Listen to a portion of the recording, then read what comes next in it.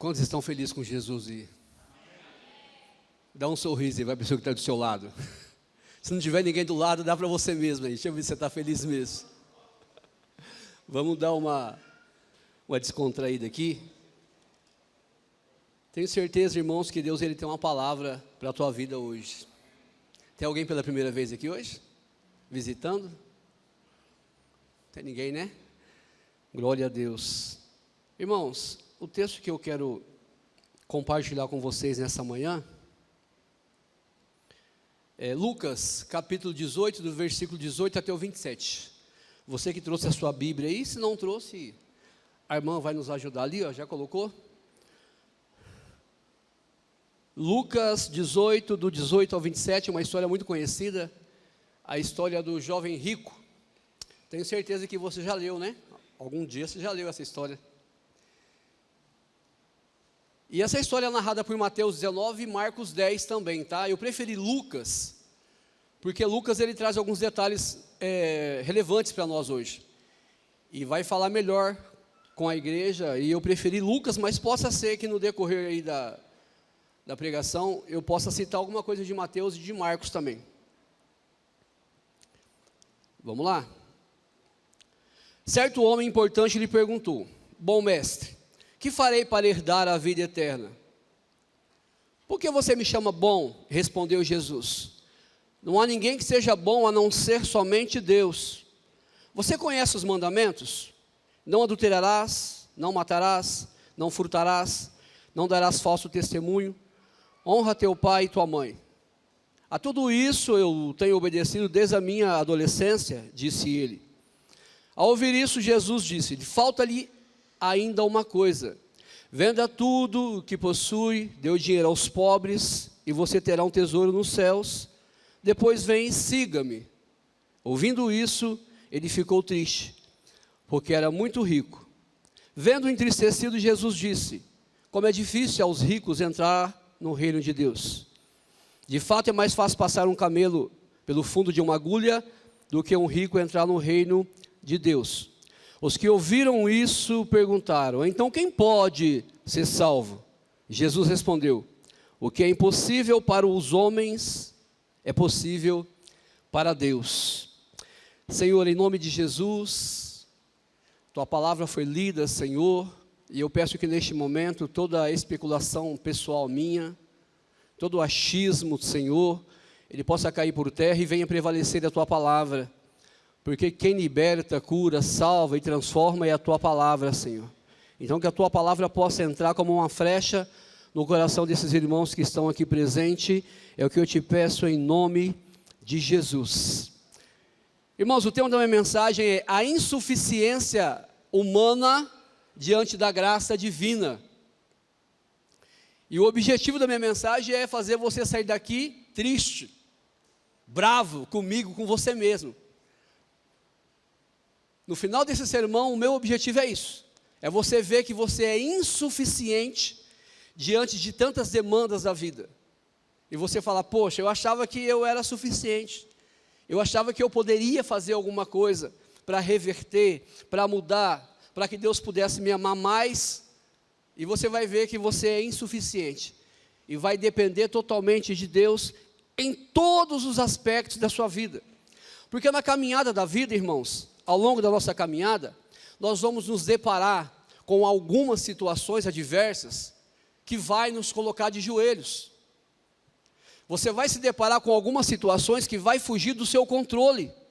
Situações essas que vai fazer você chorar, vai fazer você orar mais, buscar mais, mas vai te colocar de joelhos e você vai ver o quão insuficiente você é. E vai fazer você abandonar a ilusão da autossuficiência e se apegar na pessoa bondosa de Deus. Você vai ver o quão insignificante você é diante de tantas situações difíceis que se levantam na caminhada da nossa vida. E aí você vai se aproximar de Deus e saber que só Ele é suficiente em todos os aspectos. O simples fato de você acordar no outro dia, você é insuficiente para isso. O simples fato de você pegar uma criança no colo para cuidar, você é insuficiente para isso. O texto aqui fala de salvação. Mas a nossa insuficiência, irmãos, é em todos os aspectos de nossa vida. E nesses momentos, não há dinheiro que possa resolver. Não há status, não há posição, não há cor de pele, não há credo religioso, não há nacionalidade. Somente Deus, o Deus que fez os céus e a terra, o Criador do universo, o ontem, o hoje, o amanhã, o que era, é e que há de vir. Só Deus, o Filho do Deus vivo, vai poder te ajudar. E eu tenho certeza que Ele vai te ajudar. Mas primeiro você tem que saber que você é insuficiente, que você não consegue sozinho, que essa luta que você está travando há anos, há décadas talvez, e você não venceu ainda, é porque você é insuficiente. Você precisa do auxílio do Espírito Santo. Você precisa reconhecer que você precisa dele. E esse homem não foi diferente. Esse homem carregava vários adjetivos positivos. Vocês vão ver aqui logo mais. Mas mesmo com esses adjetivos positivos que ele carregava, ele tinha um buraco dentro dele, um vazio, uma lacuna, algo que fazia com que ele perdesse o sono, ao ponto de ele chegar perto de Jesus e perguntar: o que eu devo fazer para herdar a vida eterna? Então são nesses momentos que nós vamos reconhecer quem nós somos e quem Deus é. E a minha leitura hoje é textual, tá? À medida que eu for falando, irmão, se você conseguir colocar na mídia aí, por gentileza, versículo 18 e 19, olha só o que diz. Certo homem importante perguntou.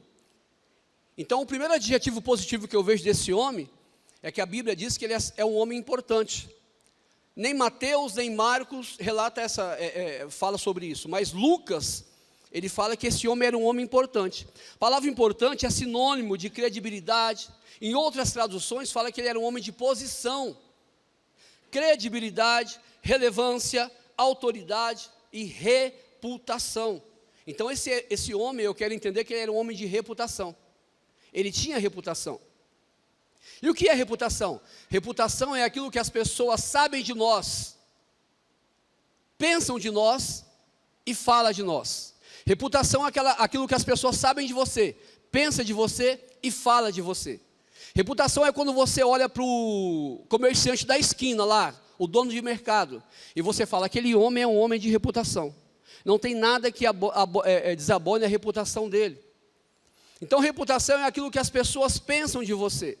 E mesmo esse homem sendo um homem de reputação, a reputação que ele carregava foi insuficiente para fazer com que ele tivesse a certeza da salvação. Tanto é que ele vem a ter Jesus.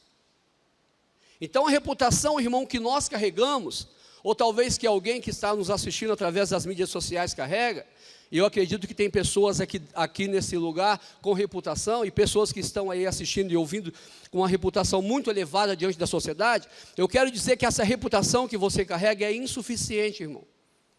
Quando os problemas da vida se levantar contra a tua vida, contra a adversidade, a doença, a dor, a fome, o desemprego, uma causa na justiça, essa reputação que você carrega vai ser insuficiente para sanar, para trazer alegria de novo para o seu rosto. Só Jesus, ele pode reverter essa situação.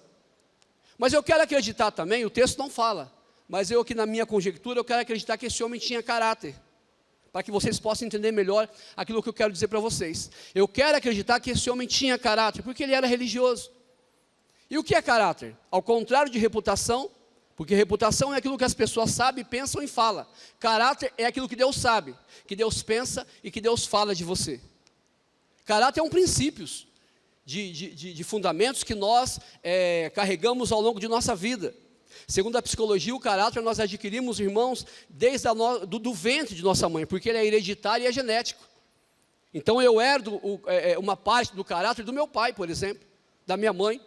E os primeiros 8 anos da vida é fundamental para que nós possamos ali inserir o caráter numa criança, para que ao longo da vida dele ele possa trabalhar esse caráter e melhorar. Então o caráter é aquilo que Deus pensa de você, sabe de você e fala de você. Tanto é que quando alguém escreve um livro na Bíblia, quem fala do que a pessoa tem e do que a pessoa é, são os autores. Você dificilmente, eu acho que não tem uma passagem que você vai ver Deus falando de reputação de alguém. Deus fala de caráter. Caráter é você estar muito longe de casa, longe dos olhares da esposa, do esposo, longe do olhar do sócio, do patrão, do amigo, longe dos olhares do pastor, e você poder fazer tudo o que você quiser, com dinheiro no bolso, com carro na garagem, a 500 km de casa, ninguém te conhece, e você pode fazer que não vai manchar a sua reputação, mas você não faz porque você tem caráter, e você não faz. Caráter é você estar sozinho em casa, não tem ninguém lá, e você pode fazer tudo. Você pode acessar o Netflix, você pode acessar a sua TV, você pode acessar o seu celular e fazer tudo o que você pensar. Não vai afetar a sua reputação, mas você não faz porque você tem caráter. Caráter é aquilo que Deus sabe, pensa e fala de você. E muitas vezes, irmãos, nós usamos o nosso caráter querendo comprar Deus, querendo fazer com que o nosso caráter faça com que Deus faça alguma coisa para nós. Eu não quero aqui denigrir nenhum caráter, nem a reputação, porque isso é necessário. Eu não vou contra a Bíblia. Atos fala que quando os apóstolos falam assim, vamos levantar alguns homens para cuidar da mesa. Eles falam assim, levantem homens cheios do Espírito Santo e com reputação. Mas eu quero colocar a reputação e o caráter no lugar dela. Nem a reputação e nem o caráter para Deus, irmãos, pode fazer com que Ele te ame mais ou ame menos, com que Ele mude a ideia que Ele tem de você. Nem a reputação, nem um caráter é suficiente. Então abra mão disso hoje. Abra mão disso hoje. Se apegue na pessoa bondosa de Deus. A reputação e o caráter, ela tem o valor dela, mas ela não pode te dar certeza da salvação. O que te dá certeza da salvação é o que está escrito em Marcos capítulo 16, versículo 16. Quem crer e for batizado será salvo, mas quem não crer será condenado. Então esse homem aqui, irmãos, ainda que ele fosse de reputação, ainda que ele fosse um homem de caráter, tudo isso foi insuficiente para que ele pudesse alcançar a salvação dele. E que nessa manhã você possa reconhecer isso, que tudo que você carrega, tudo que as pessoas pensam de você, tudo aquilo que você construiu diante dos homens, é insuficiente diante de Deus. Por quê? Porque a salvação é pela graça, mediante a fé. O que você precisa fazer hoje aqui nessa manhã? Se você ainda não recebeu Jesus, é crer nessa palavra. O dia que você falar, eu creio nessa palavra, o Espírito Santo vai ser colocado dentro de você. Você é retirado das trevas, colocado na luz. Agora você é inserido na família de Cristo. E como diz em Colossenses 3:3, você está escondido nele. Então o que te salva é isso. E eu espero que aqui tenha pessoas com reputação. E você tem que zelar por isso mesmo, irmão. Tem que cuidar dela. Mas a reputação não vai te ajudar em alguns momentos da sua vida. Só Ele pode te ajudar. Mas o texto continua, queridos. Olha só o que diz. O versículo 18 e 19. Ele chega até Jesus e fala assim, bom mestre. Ele chega elogiando Jesus. Chama Jesus de bom. E eu não quero aqui, irmãos, ficar na especulação, falar, ele estava com segunda intenção. Ele chegou até Jesus elogiando para fazer aquela famosa média, né, irmão? Né, Rogério? Aquela famosa média. Eu não vou especular isso desse rapaz, mas eu vou aqui tratar da resposta de Jesus. Jesus, a hora que ele chega, bom mestre, por que você me chama de bom? Só tem um que é bom, e esse bom é Deus. Então, irmão, Jesus poderia usar esse jovem aqui como um palanque financeiro, porque o cara era rico. E Jesus precisava, no ministério dele, de pessoas que patrocinavam o ministério dele. 12 homens, almoçando, jantando, tomando café da manhã, andando para lá e para cá, igual doido. Quem sustenta? Então Jesus precisava de alguém que patrocinasse. Então Jesus poderia usar de conveniência aqui, e usar esse homem como um pilar financeiro, ali em Jerusalém, para ajudar a financiar a obra dele. Bom, já que ele me chamou de mestre, então agora eu vou dar uma resposta ali meio, sabe, que agrada a ele, que é conveniente a ele, porque a conveniência é o quê? É aquilo que é útil, é aquilo que é agradável, é aquilo que me traz algum tipo de retorno. A conveniência é aquilo que me traz algum prazer. Mas Jesus não, irmãos. Jesus poderia usar ele como um palanque religioso, porque ele era um homem religioso. Ele poderia usar aquele homem ali para ter algum tipo de influência com Anás, com Caifás, com os fariseus, porque esse homem era rico e era religioso. Jesus poderia usar esse homem como um palanque social, porque ele era um homem de reputação. Então, aonde ele chegava, esse homem era bem-vindo, tinha reputação. Mas Jesus não, irmão. Jesus não é conveniente. E essa palavra, quando eu li aqui, Jesus falou profundamente no meu coração. E nós somos seres convenientes, irmãos. Eu sou um ser conveniente, você é um ser conveniente. E nós temos que hoje quebrar essa barreira da conveniência. A conveniência é você fazer as coisas porque traz algum retorno para você, porque é útil para você, porque é favorável para você. Então eu converso com aquele grupinho de pessoas que eu tenho prazer em conversar com elas, que é útil, que é agradável. Então eu vou ao lanche só com aquele grupo de pessoas. Então eu visito só aquele grupo de pessoas. Então eu me aproximo só daquele casal, porque aquele casal ele tem uma certa reputação na igreja. Ele tem um nome na igreja. Ele tem uma posição. Ele tem um poder aquisitivo. Então para mim é conveniente estar perto dele. Tirar uma foto e colocar no Facebook, no status. Nós somos seres convenientes, irmãos. Nós temos que olhar para as pessoas que estão ao nosso derredor, que não têm acesso a nós, que queriam um abraço nosso no final do culto, que queriam uma visita, que queriam uma ligação, um WhatsApp, pessoas que não vai trazer nenhum retorno para mim e para você, pessoas assim que não tem uma significância aqui em nosso meio. Acaba o culto, é uma anônima na igreja, acaba o culto e ela vai embora, mas nós queremos sempre estar em status, sempre estar em evidência, sempre aquelas mesmas pessoas que podem trazer alguma coisa para nós de benefício, que pode nos ajudar. Eu dou carona para alguém para ir para a igreja porque essa pessoa tem carro, e ela vai me dar carona amanhã. Eu dou presente de aniversário para essa pessoa, porque ela tem condições, e no meu aniversário ela vai devolver esse presente para mim. Nós somos cristãos, irmãos, somos imitadores de Cristo. Como o pastor disse ontem, nós encerramos ali o curso de discipulado, e ser discípulo é imitar Cristo. Jesus não agia por conveniência, irmãos. Se você colocasse um GPS em Jesus e visse ali em Jerusalém, aonde Jesus andava, Jesus estava andando nas praias, nos montes, nas favelas, com prostituta, com mendigo, com cego. Jesus estava pouco importando com a reputação que ele carregava diante dos fariseus, diante dos sacerdotes. Jesus estava com o povão, estava com aquele que precisava. Ele estava aberto a todo mundo, mas quem andava com Jesus é esse tipo de gente. E todo mundo que chegava a Jesus sempre tinha ali uma porta aberta, sempre tinha mais um prato de comida, mais um alimento. Jesus não ficava vendo, mas o que você é? Você é rico? Você tem reputação? Você é religioso? Bom, então se você tem tudo isso aí, você faz parte do meu clã agora. Você faz parte do grupinho que eu tenho ali na igreja. Então que nós possamos ultrapassar essa fronteira hoje, irmãos. É um desafio para mim e para você. É isso que o Senhor quer. Porque o nosso Deus, ele não faz acepção de pessoas. Para Deus não tem médico nem paciente, nem rico nem pobre, nem madame nem empregada doméstica. Para Deus todos nós somos irmãos. Filhos do mesmo Pai. Não tem diferença, irmãos, não tem. Então eu não sei por que alguns de nós, e eu me coloco, irmãos. A palavra ela corta para frente, eu me coloco junto com vocês, porque nós fazemos isso então. Somos convenientes o tempo todo. Com isso eu não quero pedir para vocês que vocês sejam inconvenientes, porque quem quer estar com pessoas inconvenientes? Eu não quero. Ninguém quer. Mas a questão não é essa, irmãos. A questão é que às vezes nós pegamos, abaixamos a nossa cabeça e ficamos ali, ó, naquela região. Se você colocar um GPS em você, você vai ver que você só vai estar ali, ó. Se você olhar ali a lista do seu WhatsApp, você vai ver que ali as 10 primeiras são as pessoas que você mais fala. Se você pegar as pessoas que você vai ao lanche, ou que você dá carona, ou que você visita, são as mesmas de sempre. Então Jesus, irmãos, ele quer fazer com que eu e você possa repensar.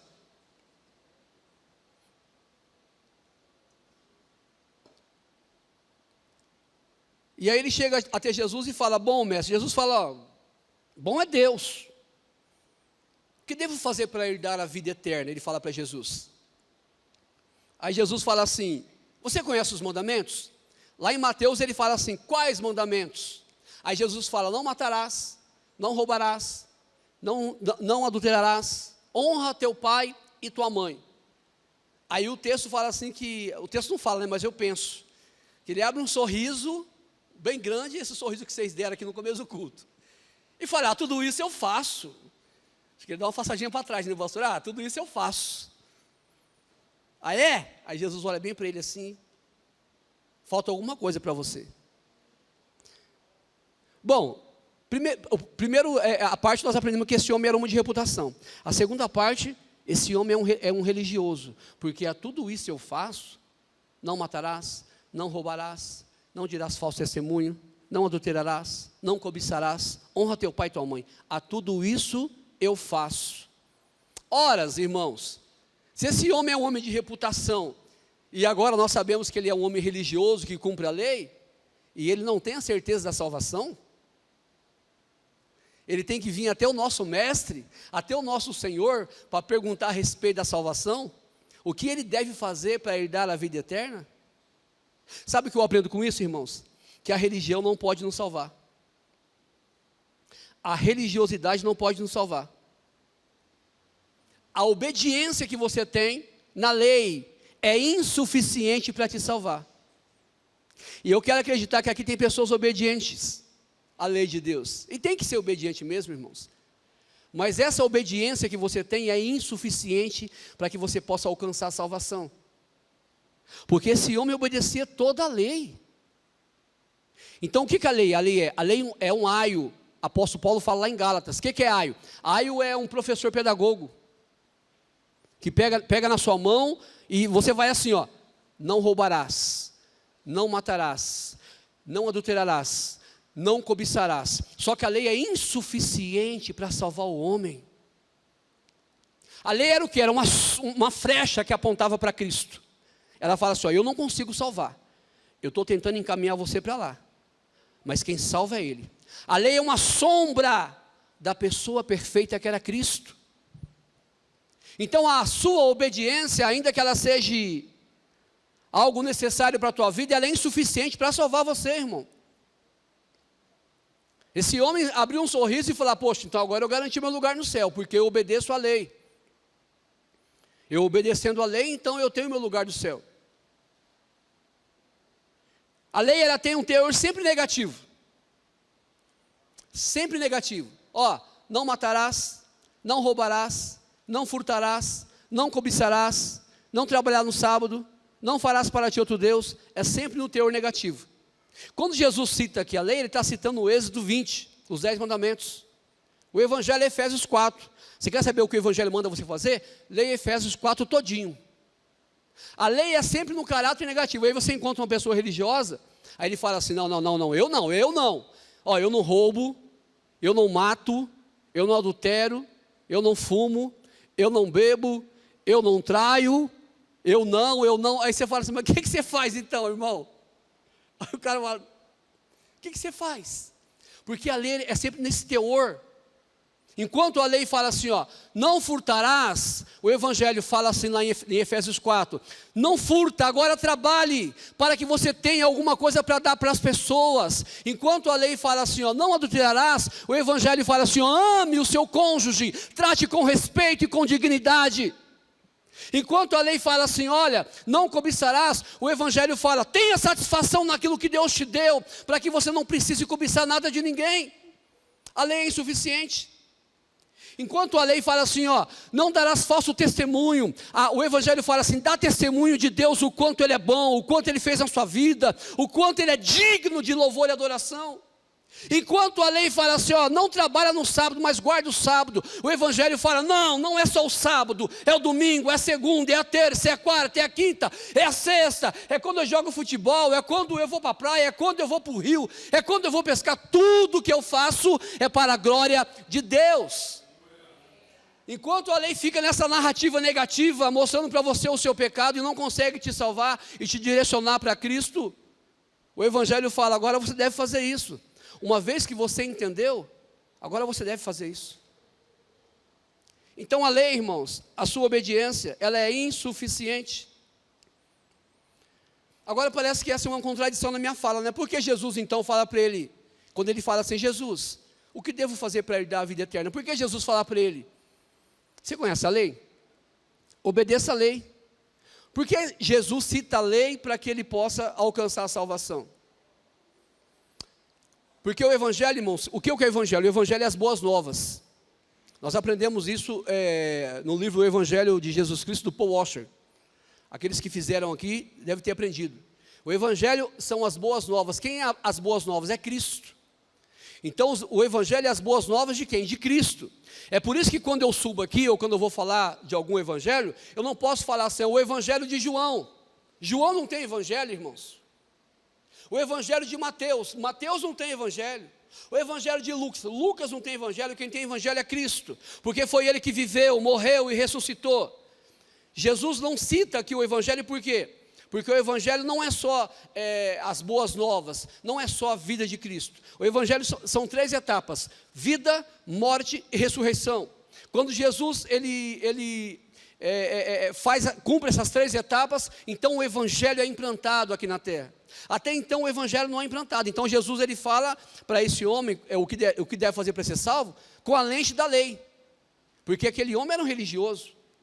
Então o que eu devo fazer para alcançar a salvação? Aí Jesus então aponta a lei para ele.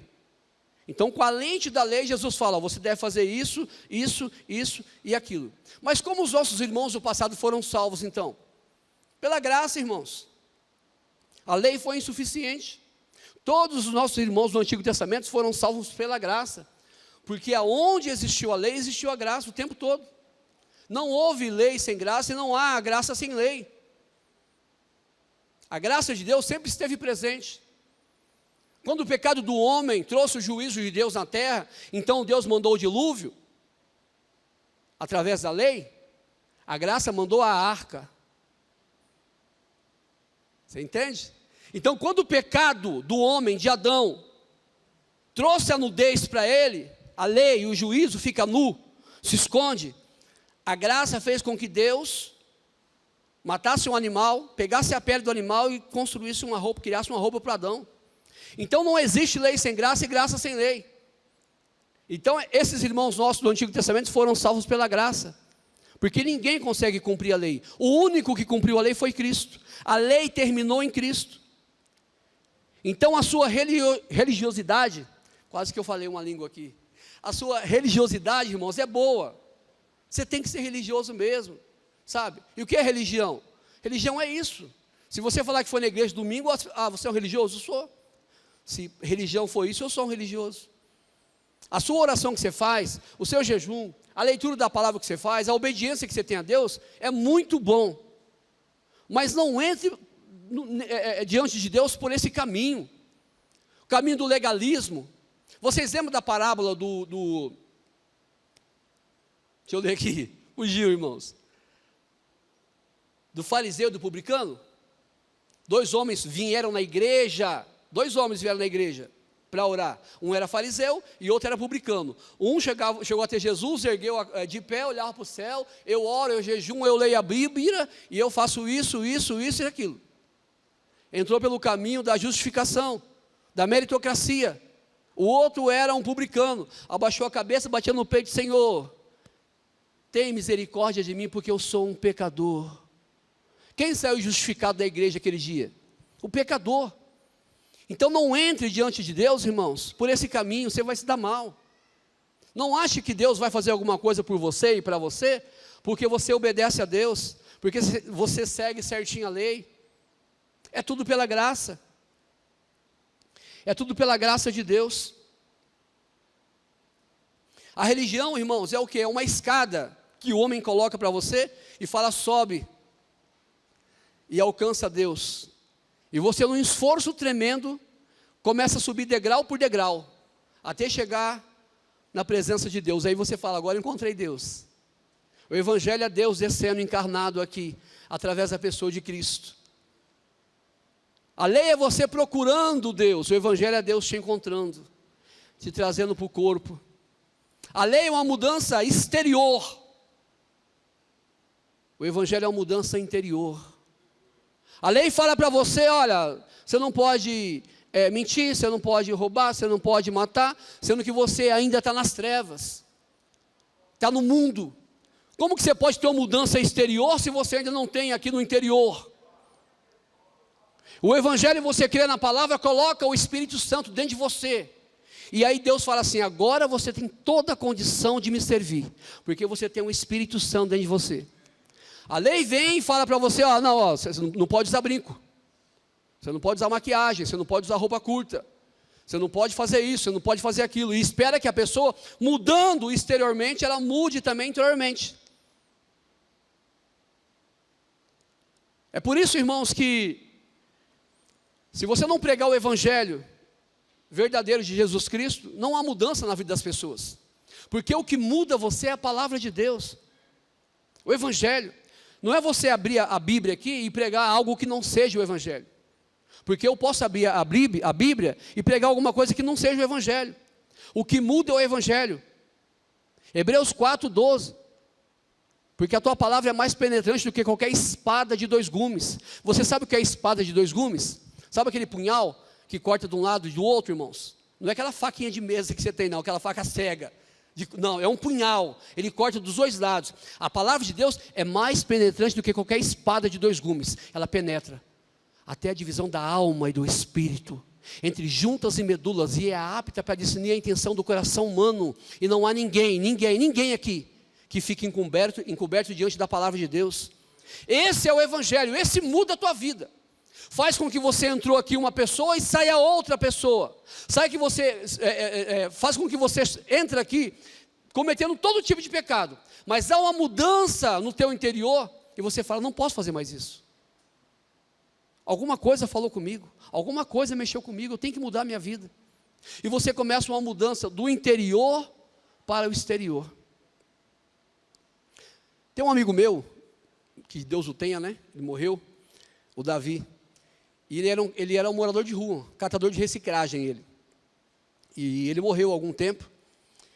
E eu evangelizava ele, falava do amor de Deus para ele, e ele ficava na rua. Para você ter uma ideia, assim, a vida dele, assim, envolvida com essas questões, assim, de macumbaria, de feitiçaria, era tão grande que ele se manifestava na rua. Catando papelão, ele se manifestava na rua. E aí eu pude ajudar ele, arrumei um trabalho para ele, onde que eu trabalhava. E ele não tinha na casa dele um fogão, ele não tinha energia elétrica. E nós ajudamos ele, era solteiro. Ele se converteu na Assembleia de Deus, casou. Só que ele falava comigo assim, com uma tristeza profunda no coração. Fala: Luiz, olha, eu me converti, cara, aceitei Jesus, eu estou lá. Só que eu não posso ser separado para cooperador, porque eu fumo ainda, cara. Eu fumo, cara, e está dentro de mim, sabe? E eu quero parar. E tem hora que eu penso em desistir, parar de ir para a igreja, porque eu me sinto mal diante dos irmãos. Eu falo: não, meu irmão, você vai continuar, cara. Você vai continuar, porque isso aí é um processo de santificação. Enquanto a salvação é um ato na tua vida, você foi salvo, acabou. A santificação é um processo que eu luto com ela todo dia. Você acha que eu não levantei hoje, não fui tentado a alguma coisa? E eu não luto a falar não para o pecado? Você acha que eu não sou tentado, o pastor é tentado, os obreiros não são tentados a estar em lugares que a gente não pode estar?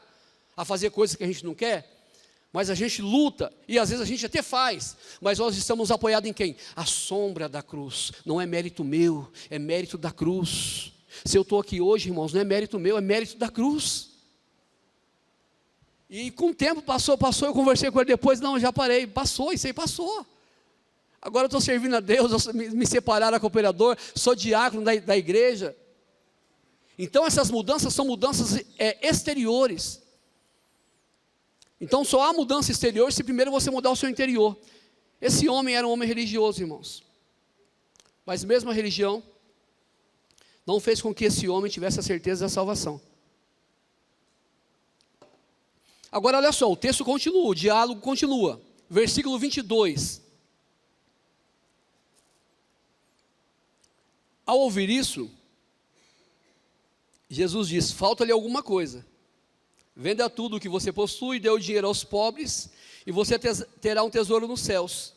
Depois venha, siga-me. E o texto diz que ele ficou muito triste, porque ele era muito rico. Bom, esse homem era um homem de reputação. Vai marcando aí. Era um homem religioso. E agora esse homem é um cara rico. É um cara que tinha propriedade, bens. Todos esses adjetivos não conseguiu dar certeza da salvação para esse homem. O dinheiro que ele possuía não conseguiu dar certeza da salvação dele. A riqueza, os camelos, os bois, os serviçais. O dinheiro foi insuficiente para que ele pudesse ter essa certeza. O texto é bem claro e fala que ele era rico. E quando Jesus fala, venda tudo e dê aos pobres, ele fala, não posso. A grande questão, irmãos, não é riqueza, não é o dinheiro. É o amor ao dinheiro. O dinheiro é bom. Se tem alguém que tem aí depois do culto quiser me abençoar, eu estou aqui, irmãos. O dinheiro é uma bênção. A grande questão é o amor ao dinheiro. Para Deus, irmãos, pouco importa se você é rico ou você é pobre. Sabia disso? Para Deus pouco importa se você é rico ou se você é pobre. O mais importante para Deus é que se você sendo rico ou sendo pobre, o seu tesouro esteja nele. Porque aonde estiver o seu tesouro, ali estará o seu coração. E o coração desse homem estava no tesouro dele, no dinheiro dele. Então para Deus, quando Deus olha aqui, irmãos, e aqui eu acredito que tem pessoas, umas pessoas ricas, outras pobres, né? Eu quero acreditar que tem rico e a gente ora para isso, né? Que Deus abençoe a vida das pessoas. Mas Deus, ele olha aqui e vê o Edgar, vê a Aline, vê a Márcia, vê o pastor, vê o Luiz, vê o Duzão. Ele não fica olhando, esse aí é rico, não, esse aqui é pobre. Não, esse aqui, irmãos, para Deus não tem isso não. Para Deus pouco importa isso. No texto de Jó, acredito que vocês já leram o livro de Jó. No versículo 3, quem fala que Jó é rico é o autor do livro. O autor do livro de Jó fala assim, existia um homem no Oriente, que tinha não sei quantos mil camelos, não sei quantas mil ovelhas, não sei quantos serviçais, muito rico, o mais rico do Oriente, reputação. No versículo 8 do livro de Jó, olha o que Deus fala, quando Satanás chega na presença dele, você viste meu servo Jó? Íntegro, fiel, temente a Deus e se afasta do mal. Caráter. Então Deus, irmãos, para Deus pouco importa se eu sou rico ou sou pobre, o mais importante é onde está o meu coração. Porque aonde estiver o seu coração, ali estará o seu tesouro. Quando você coloca o amor ao dinheiro, você está sujeito a trazer para a sua vida tragédias, desastres. Porque lá em 1 Timóteo 6,10 o apóstolo Paulo fala para Timóteo, o amor ao dinheiro é a raiz de todos os males. Todos os males que você vê no mundo, se você olhar lá a raiz, a origem, aonde começou, tem dinheiro no meio. Tem uma herança no meio. Tem uma fortuna, tem uma causa na justiça. Porque as pessoas colocam o amor ao dinheiro. E o amor ao dinheiro não foi suficiente, irmãos, para dar a certeza da salvação daquele homem. E lá em Mateus fala que ele sai, pastor, aqui não fala, mas Mateus fala que ele sai, então Jesus vira ao redor e fala para os discípulos.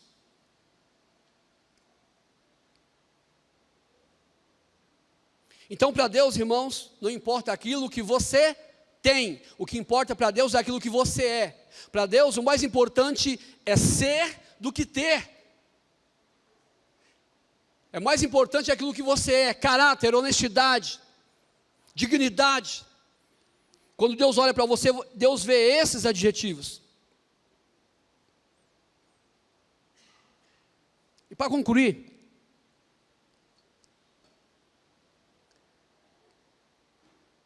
eu quero dizer para você que o dinheiro você compra muitas coisas.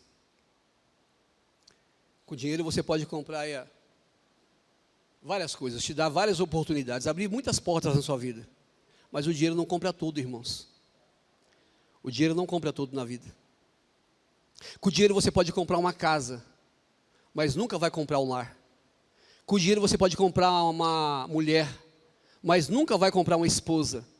Com o dinheiro você pode comprar uma cama, mas nunca vai comprar o sono. Com o dinheiro você pode comprar remédios, mas nunca vai comprar saúde. Com o dinheiro você pode comprar uma igreja, mas nunca vai comprar Deus. Então lute, trabalhe para que você tenha dinheiro, mas que o seu tesouro sempre seja Ele, o Senhor e Salvador da tua vida. Porque não foi dinheiro que morreu por você, não foi reputação que morreu, não foi religião que morreu, não foi caráter, foi Jesus, o autor e consumador da tua fé. aquele que te entende, aquele que quando você se deparou na vida com uma doença, com uma enfermidade, com câncer, foi Ele que te ajudou. Talvez nós falhamos, a igreja falhou, mas Ele não falhou. Ele esteve com você no hospital, Ele esteve com você no seu parto, Ele esteve com você na sua angústia. Foi Ele que foi crucificado. Então, como foi cantado aqui, você tem que gastar a sua vida se dedicando a Ele. Renunciar ao seu eu, a sua vontade, o seu orgulho. É por isso que eu disse que eu queria que você saísse daqui triste comigo, triste com a palavra. Porque a melhor palavra é aquela que nos contraria, é aquela que nos faz pensar. Que você possa sair daqui hoje, irmãos, sendo um discípulo de Jesus, imitando Jesus, fazendo o que Ele fazia, pensando o que Ele pensava, renunciando a si mesmo, pegando a sua cruz, amando mais Ele do que pai e mãe, e renunciando àquilo que você tem. Abrir mão do orgulho, da vaidade, do ego, da prepotência, da arrogância. Tudo isso, irmãos, é insuficiente diante de Deus. Você pode, no seu trabalho, na tua casa, fazer com que esses adjetivos possam resolver alguma coisa para você, mas diante de Deus isso não tem poder algum. Então que você possa se desmontar hoje, nessa manhã, e Deus possa te refazer de novo, e você possa falar: Senhor, é verdade, trabalha no meu orgulho, porque eu achava que eu era alguma coisa porque eu tenho um cartão de crédito bom. Trabalha no meu orgulho porque eu achava que eu era alguma coisa porque eu sou empresário. Trabalha no meu orgulho porque eu achava que eu era alguma coisa porque eu tinha uma loja, eu tenho uma loja, porque eu tenho um caráter, porque eu tenho uma reputação. O homem, irmãos, é insuficiente. É somente a graça, a todo tempo a graça de Deus, o favor imerecido de Deus. Você só está aqui, você só levantou hoje porque Deus derramou o favor na tua vida, porque senão você não levantaria da tua cama. É o favor dele te alcançando a cada dia. Se você está desempregado, dá graças a Deus porque você tem vida. Tem algumas pessoas que estão desempregadas e estão doentes. Então não pense que é pelo seu mérito, é tudo favor dele. Quero orar por você. Fique de pé, queridos. Que Deus possa trazer uma reflexão para você. Você possa refletir a respeito dessa palavra. Em nome de Jesus. Coloca a mão no seu coração. Ah, meu Deus. Senhor. Meu Deus, que cada dia que passa, Senhor, eu vejo o quão insignificante eu sou, Senhor. Meu Deus, que eu nunca vá entrar, Senhor, na Tua presença pela minha meritocracia, Senhor, pelo meu mérito, Senhor, pelo meu legalismo, pela minha obediência, Pai. Quem sou eu, Pai, quando ninguém está me vendo, Deus? Quem é a Tua igreja? Quem é esses irmãos quando ninguém está vendo, Senhor? Quando estamos longe da esposa, quando estamos longe, Pai, do patrão, do sócio, do amigo, do pastor. Quem sou eu quando eu estou sozinho, Senhor, num quarto? Será que o meu caráter, ó Deus, é alguma coisa diante de Ti, Senhor? Senhor, nos ajude, Pai, a ser pessoas, Senhor, que depende de Você, que depende de Ti, Senhor. Senhor, que nós não façamos como esse jovem rico, ó Deus, que colocou o amor dele ao dinheiro, Senhor. E quando Jesus falou: vende tudo e me segue, ele virou as costas para Jesus. Que essas pessoas aqui hoje, Senhor, elas possam abrir mão da autossuficiência, Deus, e saber que o Senhor é suficiente na vida delas. Meu Deus, nos ajude, Pai, nós precisamos de Ti. Traga essa consciência, essa certeza, Pai, que eu não posso, Senhor. O simples fato de andar, de respirar, de acordar, Senhor, eu dependo de Ti. Nós dependemos, Senhor, do Teu favor, da Tua graça. E nós agradecemos, ó Pai, somos gratos a Ti, por tudo aquilo que o Senhor tem feito, por tudo aquilo que o Senhor está fazendo, e por tudo aquilo que o Senhor vai fazer em nossas vidas. Muito obrigado, Jesus. Amém. Eu senti Deus falar muito comigo a respeito de pureza. porque é um nível que Deus está nos levando nessa manhã de uma compreensão a respeito de como podemos servir a Deus com o coração puro e não nas coisas. Me lembrei de alguns textos bíblicos, e quando você olha para os textos bíblicos, não vou pregar de novo, tá? Quero que você fique com a palavra que Deus liberou sobre a vida do Luiz e através dele. Mas eu só queria entender isso com você. Quando Deus, Ele traz os seus profetas e os seus libertadores representando a Jesus na terra, Ele sempre usou mulheres estéreis, mulheres que não podiam gerar. Elas tinham marido, tinham relação com os maridos, mas elas não podiam gerar. E Deus curou a esterilidade dessas mulheres para que Ele pudesse trazer alguns tipos de Cristo na terra, profetas e libertadores. Mas quando Deus traz Jesus, o seu filho, Ele não pega uma mulher estéril, Ele pega uma mulher pura. Ela era virgem. Nós precisamos entender, queridos, que quando Deus está fazendo algo na nossa vida e Ele exige de nós pureza, às vezes não saímos de onde estamos porque não há pureza no nosso coração. Nas nossas ações, nós temos problema de visão.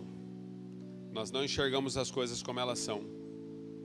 Nos enganamos e nos conformamos em andarmos enganados. Deus precisa de pessoas puras.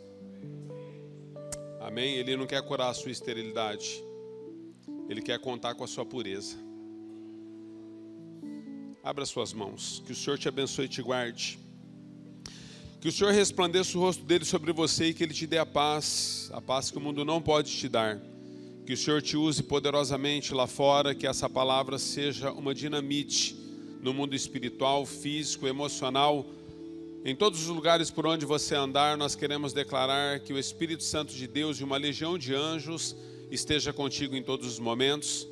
Assim nós oramos e te abençoamos a semana, no nome de Jesus. Amém.